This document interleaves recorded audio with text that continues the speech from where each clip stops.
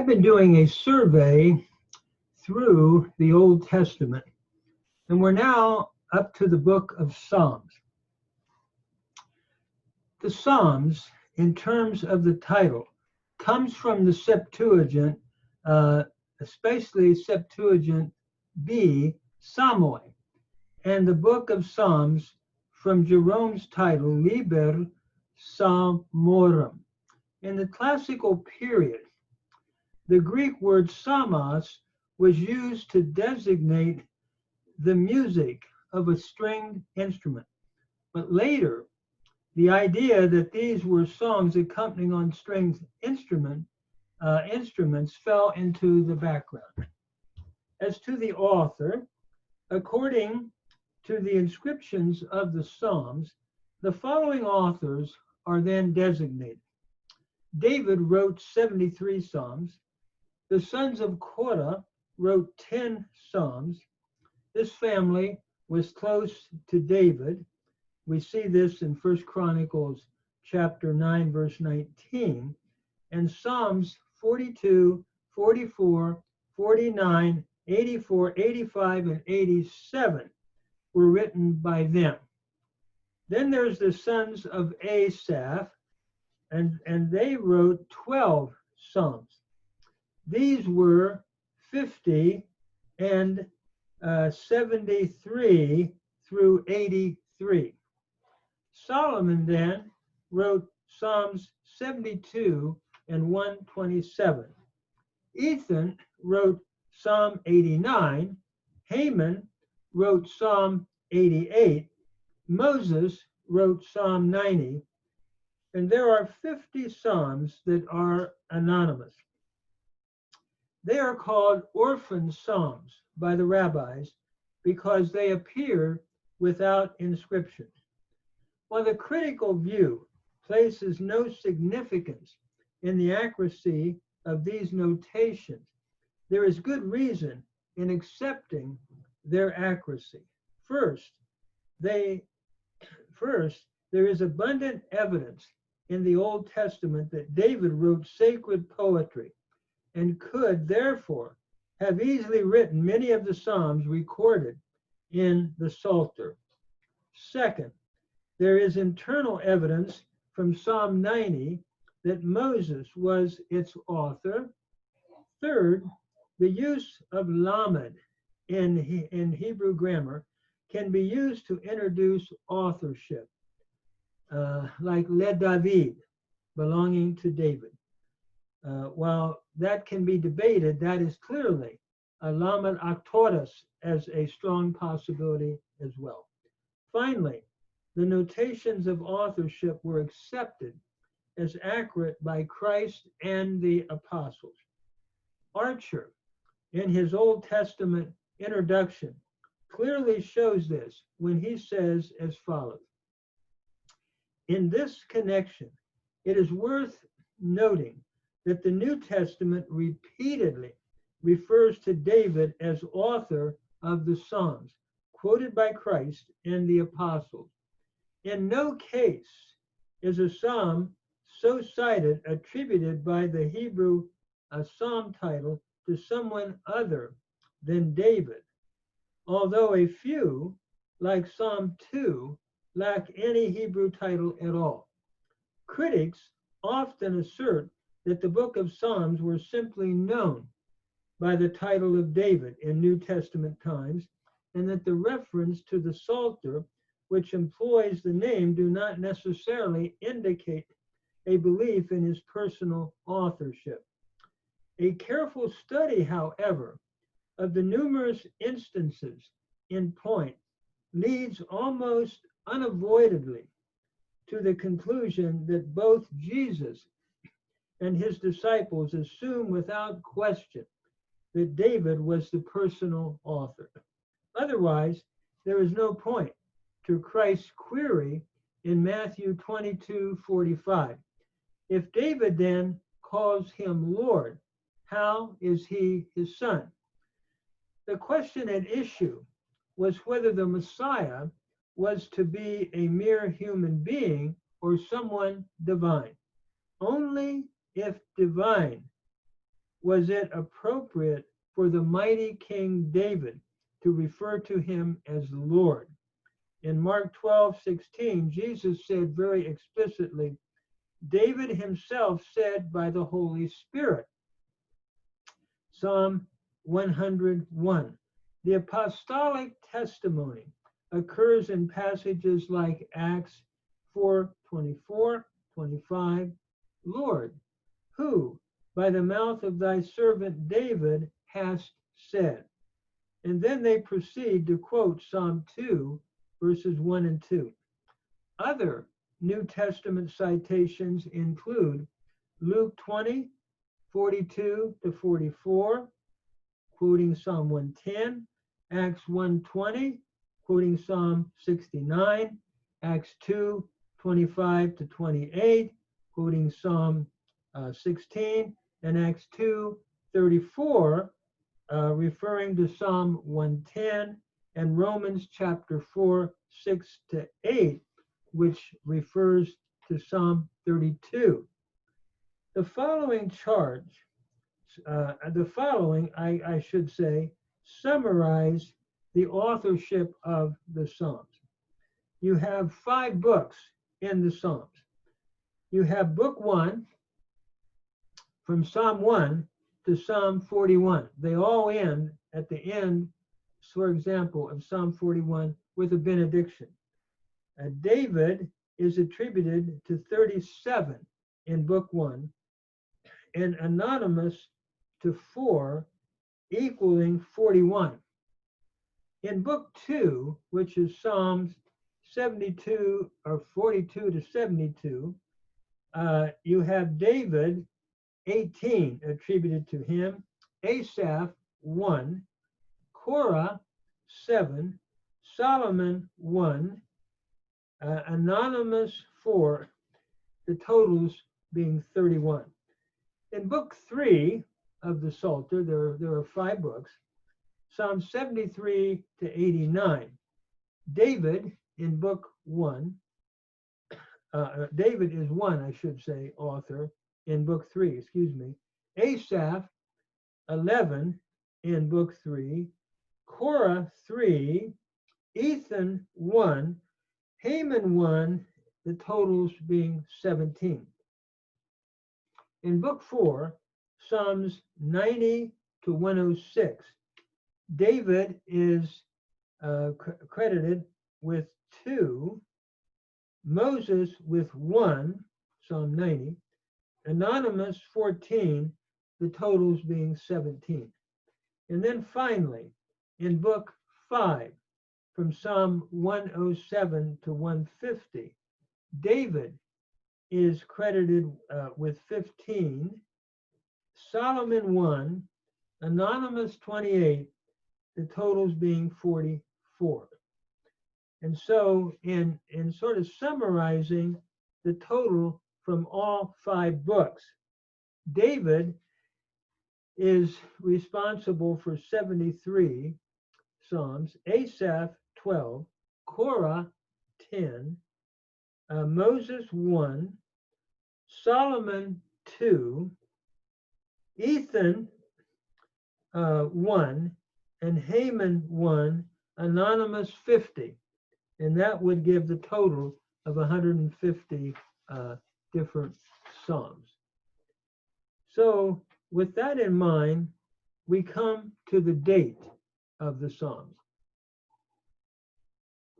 The dating of the Psalms range from about 1405 BC to 500 BC. The earliest composition would be Psalm 90, which was probably composed around 1405 BC by Moses. The Davidic Psalms follow and originated between 1020 and 975 BC, along with the Psalms of Asaph about the same period. Psalm 127 is dated around 950 BC, from the period of Solomon's reign. The Psalms of the sons of Korah and the 2 Ezrahites are hard to date. Of the remaining Psalms not carrying titles, some are no doubt Davidic, and some date all the way up to the return from the exile. No psalm, however, appears to be dated later than 500 BC.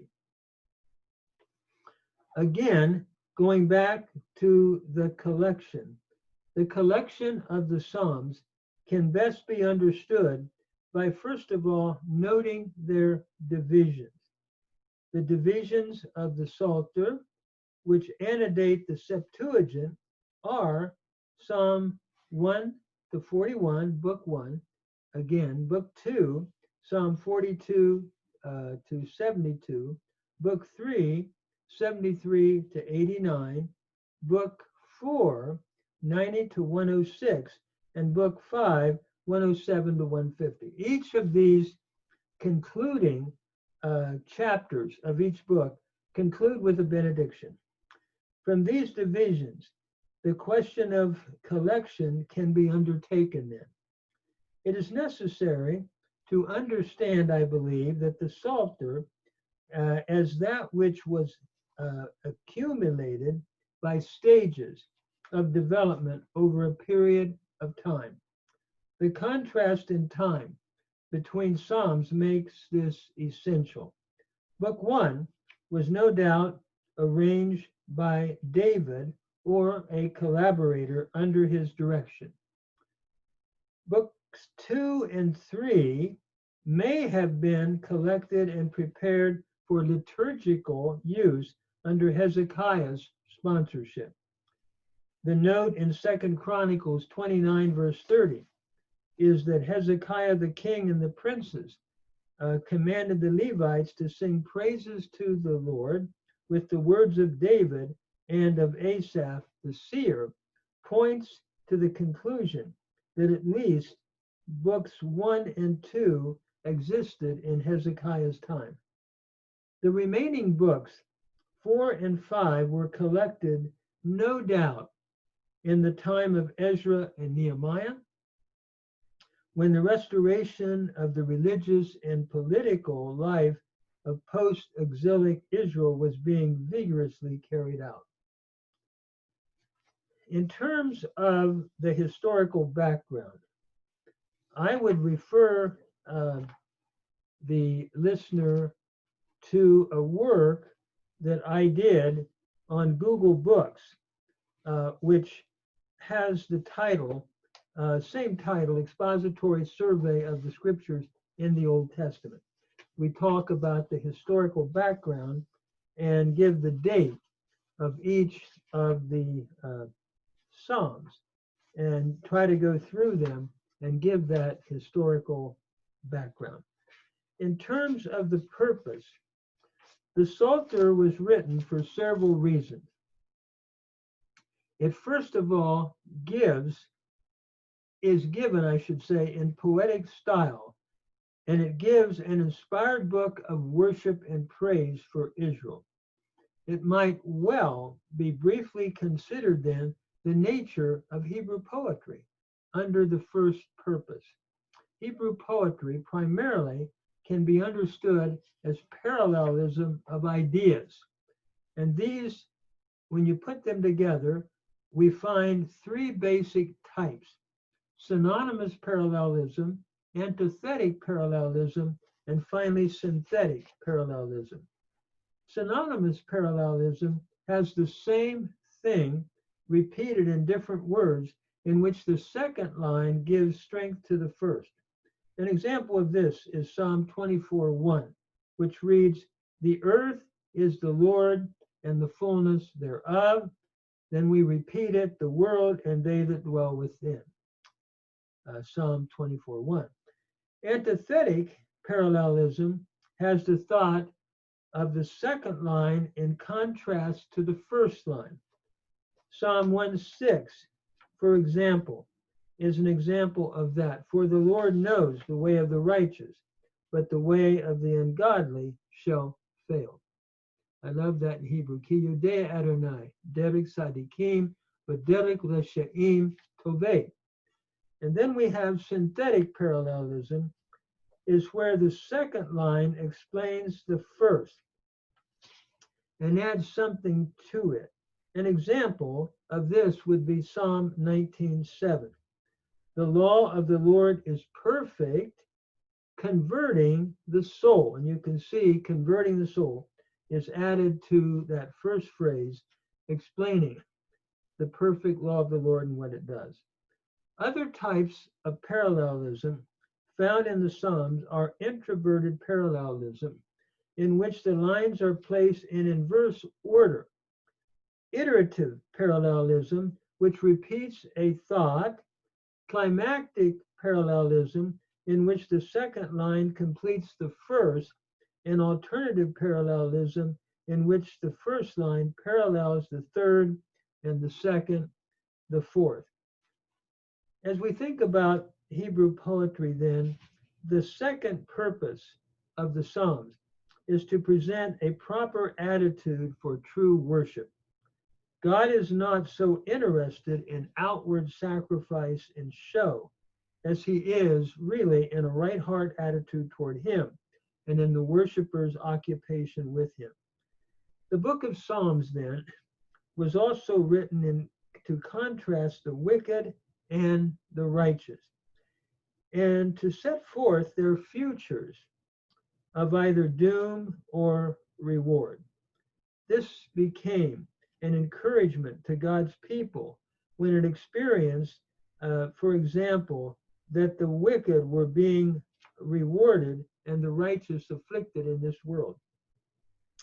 The Psalms were also written to give a picture of Messiah, as he is prophetically seen in many of them, and his very life was the fulfillment of many. Some Messianic Psalms would be Psalm 2, Psalm 8, Psalm 16, 22, 23, 40, 45, Psalm 69, 89, Psalm 110, actually we could say Psalm 102, 110, 118, and 132. I just completed a course teaching through these great Messianic Psalms. And on another video, a series of videos, we've done a discussion of the Messianic Psalms and how wonderful they are and point to Christ. Finally, the Psalms were written to depict various types of situation in which the people found themselves and to set forth their prayer of praise in these situations. For this reason, there are a number of different types of Psalms in the book. And these may be listed then as follows. We have, first of all, the category of royal Psalms. These anticipate Christ as King when we look at their application in the New Testament. These are Psalm 2, 18, 20, 21, 45, 72, 89, 101, 110, and 144. Then we have alphabetic Psalms. These employ an arrangement based upon the Hebrew alphabet, acrostic Psalms, as they are called. These are Psalm 9, 10, 25, 34, 37, 111, 112, 119, and 145. Then we have lament Psalms, in which a situation is lamented by either the nation or an individual, and Yahweh's help is requested. National lament Psalms, for example, are illustrated by Psalm 44, Psalm 60, 74, 79, 80, and 83. Individual lament Psalms would be illustrated by Psalm 3, 7, 12, 13, 26, 28, 54, 56, 57, and 142. By the way, lament Psalms begin with a lament. They then are followed after the lament with a petition to the Lord for help, and then finally a declaration of praise. Psalm 22 is a classic example of that. And I discussed that in some of my other videos. Number 4, we have penitential psalms. These contain a confession and sorrow for sin committed.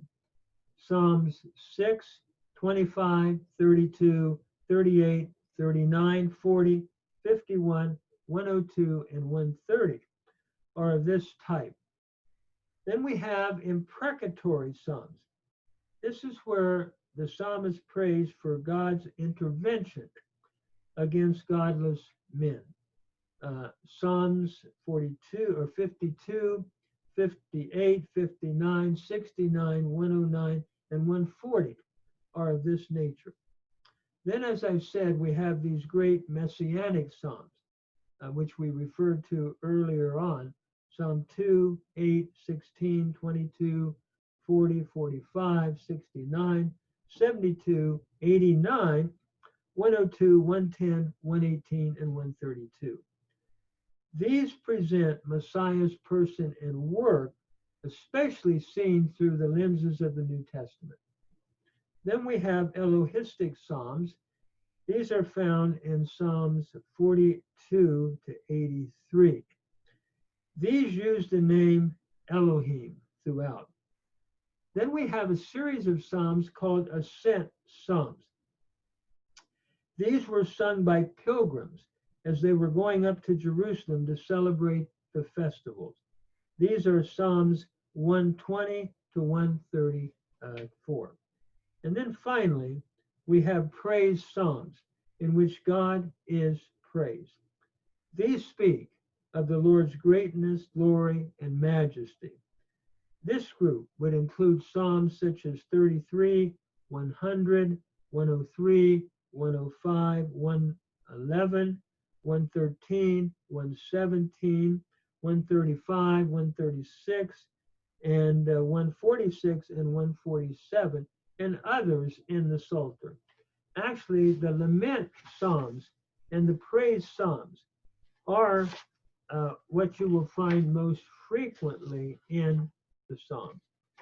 So this is a brief overview of the Psalms, and what I would encourage one to do, if one would have any interest in this, I have done a number of inductive Hebrew grammatical studies through the Psalms, and especially through the Messianic Psalms. And these can be found on YouTube, where we try to go through each verse grammatically, looking at the Hebrew and its grammar, along with commentary and New Testament application. So this is a brief introduction to the Psalms, and I encourage you to spend time reading Israel's hymn book. What a beautiful collection of hymns we find in the Psalms that have influenced lives all through time.